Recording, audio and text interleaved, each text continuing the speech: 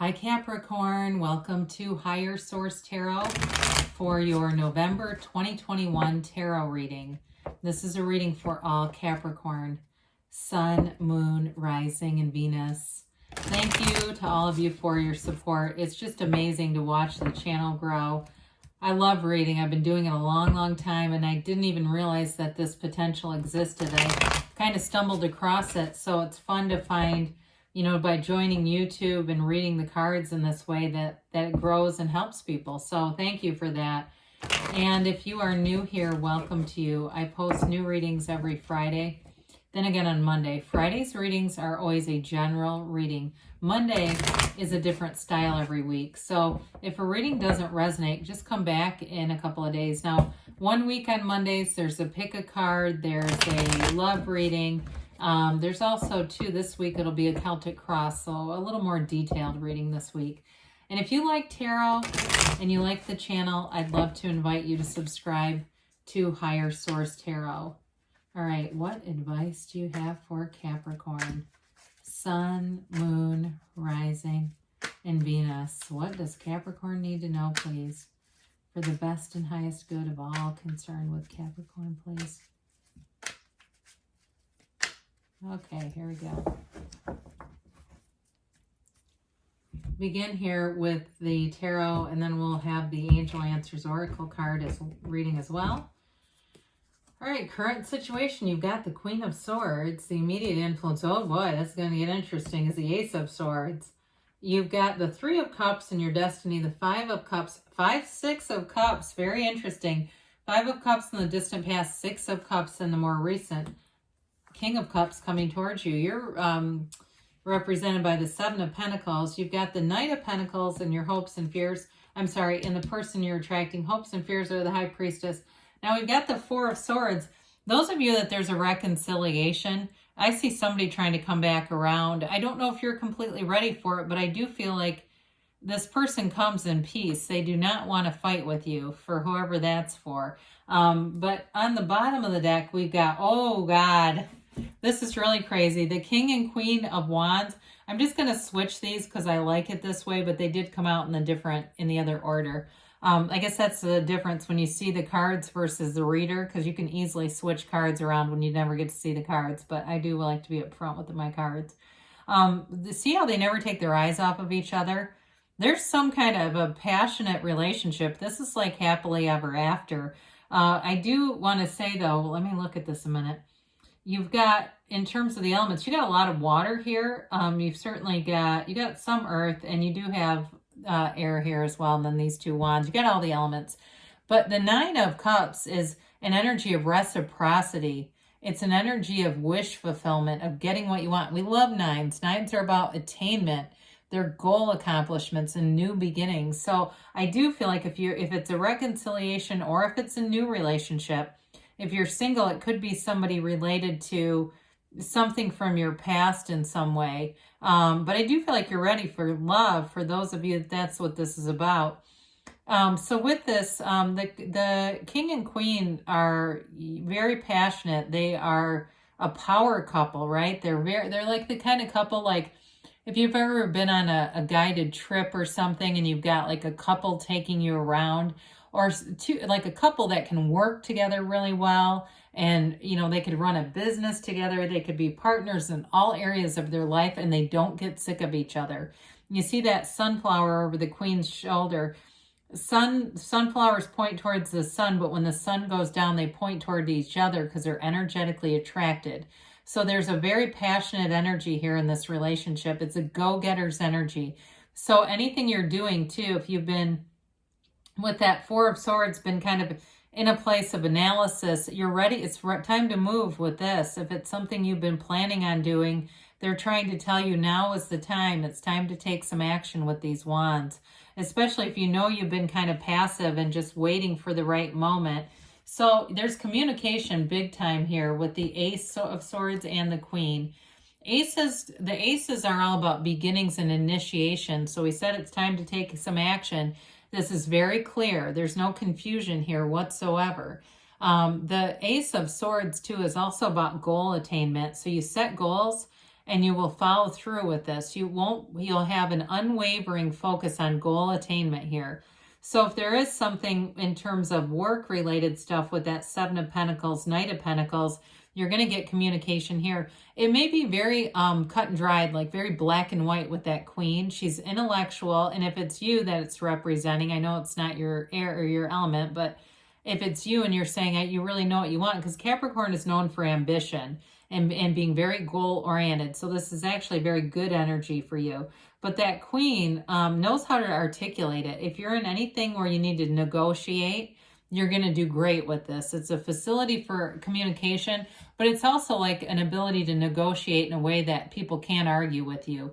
The Queen can be an attorney. So she, in terms of knowing what to say. I don't know how many people here know attorneys in real life, but I know some. I have some friends, and they're great. When I'll say, what would you have said? And they'll tell me, I go, oh my God, that was good. Like they just have this way of knowing what to say in situations. But in either way with that, though, it is an important energy because it's communication, clarity, and it's also those upright swords. That's about getting what you want. So it really is an energy that's going to move you forward. Now, the Three of Cups is in your destiny position. The Three of Cups is reunion, it's celebration, it's happiness. Okay, it's a card of happiness. So is the Six of Cups for that matter. But this Three of Cups, for some of you, it may indicate reunions are just part of your life path. Like if you get separated from a friend or family for a while, you may have that common bond where when you see each other again, it's just like you didn't miss a beat. Everything's just like it was. I don't see this as a card of being cheated on or anything like that. It just doesn't represent that, and it would make zero sense in this reading. But I do feel like with this Three of Cups, it is a card of two. For some of you, it's reunion. It may be a card too of kind of being willing to see the whole situation, not just minuscule parts, so that when things do happen in your life, you're able to work through them. You don't just, it's like you don't throw the baby out with the bathwater. You're not just ending, relationships or friendships over some circumstance or some moment or some, somebody says something that you don't like. I feel like you have an openness. There's sort of an openness and what I'd call conviviality. So the Five of Cups is in the distant past. Definitely some disappointment here. If it was a breakup for some of you, again, I see somebody's coming back around. If it's others of you, it may be somebody new, but that's related to your past with that Six of Cups. And for some of you, you may have stayed in a funk for a while here, and it took a while to really see new opportunities, see new beginnings. If it's work related too, though, I do feel like there was a downturn here, that it was just difficult to shake this energy. And so it's all about looking at what you still have. The Fives are about adaptation. So again, you may have spent some time adapting to whatever changes were thrown your way and making the best out of the situation so that you can move forward. So we've got the Six of Cups here. A very beautiful card. Sixes are beauty and harmony. And so in relationships too, it may represent, if it's a new person, it may represent an age difference. But it can be somebody related to your past. It's a card of longing too, though, like a sentimental longing, a sense of nostalgia. It's an energy of helping, though, helping each other. So in a relationship, it is a positive card in terms of taking care of one another, being good to one another. It's a very innocent card in some ways. There's no malice here. There's no mistrust here. And there's really nothing in the reading that would suggest you shouldn't trust anyone. There's nothing here to say that. So with this King of Cups, you've got a mature interest showing up here in terms of love. Very transparent kind of energy, able to communicate feelings easily. If it's not a love interest, but you've got somebody who you need to work something out with, I do feel like everybody's ready to do that. This is a card of like wanting to love, wanting to be in a positive situation with other people, and a card of an open door. This is like the kind of energy where it's either you or the other person, but you feel like you can talk to each other about anything. There's nothing off limits and there's nothing to hide. It is too a card of self-development. So for some of you, if there's some kind of financial thing going on here that the communication and negotiation is about, you may find that you do some self-development around it. There may be principles or things that you're doing that are going to help you with that, whether it's meditation and that sort of thing, or it's actual research on what the area that you're trying to deal with, if it's something financially related. So with the Seven of Pentacles, this represents you. You're definitely manifesting opportunities. The sevens are all about victory and security. It's alignment, okay? It's like a successful conclusion. So whatever work you put in, you see the results here. So that King of Cups could be related to this too. If it's self-development stuff, like you had a bad turn and you went, you know what, I'm just going to invest in me because that's the best investment you can make. Here's your dividends. Those pentacles, it's like money grows on trees. Thoughts become things. It's a representation that what you see in your mind, you create in your reality. So some of you may be seeing things already where it's just kind of a fun game. You see something happening, you know what's going to happen, and then it does. And you know, there you are. You know, you did that. And so I love it when Esther Hicks will talk about manifesting things, either stuff she wants or doesn't want, and she'll say, I did that. I did that too. It's just kind of, to me, it makes me laugh thinking of her doing that. So with the Knight of Pentacles, we love all the yellow in the background, much like the Nine of Cups, Six of Cups has quite a bit of it too. But these all yellow backgrounds, it's an environment that's going to be very productive. It's going to be something that it's alive. You know, there's this yellow vibrancy. The Knight of Pentacles, Knights have good intentions. It's a card, though, where things develop slowly, but they run the distance. So if it's a reconciliation or a new relationship, there's going to be long-term stability here. But it may not take off in, you know, but in a way, though, isn't that good, right? Who wants a really impulsive relationship that just shoots off? I mean, it's a nice idea, but sometimes it can be a little scary. With this, you know that it's long-term. Money stuff, too. It is here to stay. It's not going anywhere. It's about development over time. And looking at the future, looking at your goals with that Ace of Swords is going to be part of that. And part of you, some of you are using tools to manifest, like visualizing, but doing research as if you're already, you know, in the market for that car. You're in the market to look into that neighborhood. So you're just doing the research, and that's how you build that long-term stability. So the High Priestess is here. She's the card of the psychic. She's also a card that tells us to be true to ourselves. For some of you, too, if you're doing a lot of research, you may be doing it by yourself or finding that you have more time alone with this.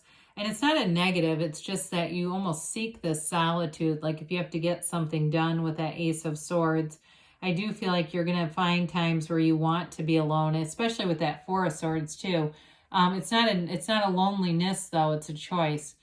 So with the High Priestess, she brings in balance. She brings in wonderful intuition, and it's high vibrational energy. She holds the laws of the universe on her lap, the book of Torah. And so you're in this place where you are creating. She also represents your subconscious. And so sometimes people will ask, well, how do I know it's in my subconscious? Look around you. Look at your relationships. Look at your financial picture. That'll tell you what your subconscious has imparted upon it. So for some, you may find you're going to change some things here, but she is a card, though, of having hidden power. So I do feel like it's very meaningful in this, that you have more power than you may realize.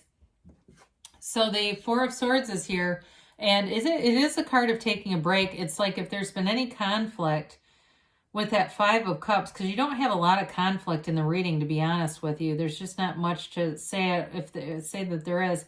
And if for some reason those swords represent kind of laying down the law, I do feel like you're going to move forward. Even though this is a card it can be of taking a break.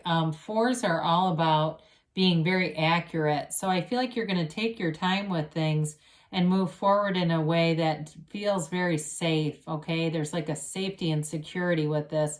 It also, too, always reminds me of knock and the door will open, ask and it is given. And so he puts down his swords because he doesn't want conflict. So I feel like when you go forward, we talked about the negotiation, your communication will be very solid, but it will not invite conflict. So I do feel like it meets this. Like it's not opening the door to argue with people. It really is about moving forward in a mature way with the King of Cups. And it may be a bit slower going, like we said, but I feel like you'll be happy with it in the end. So let's see here with the angels, what they have to say for you, Capricorn.